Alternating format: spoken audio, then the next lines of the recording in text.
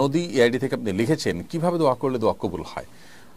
দেখুন, দোয়া আল্লাহ তাআলার সবচেয়ে প্রিয় আমল, বান্দার এই আমলটি আল্লাহ সবচেয়ে বেশি পছন্দ করেন, বিধায় দোয়া আমাদের করা উচিত। দোয়া কবুলের প্রক্রিয়া তিনটি হয়ে থাকে হাদিসের আলোকে। একটা হলো আমি যা চাইলাম কাঙ্ক্ষিত তা পেয়ে গেলাম, আরেকটা হলো যা চাইলাম তা পেলাম না কিন্তু বিপরীতে এমন কিছু পেলাম যেটা আসলে এই দোয়ার চাইতেও, যেটা কাঙ্ক্ষিত আমি চেয়েছি দোয়ার মাধ্যমে, এর চাইতেও গুরুত্বপূর্ণ কিছু, সেটা যদি আমি পেয়ে যাই তাহলে সেটা হবে এর চাইতেও গুরুত্বপূর্ণ।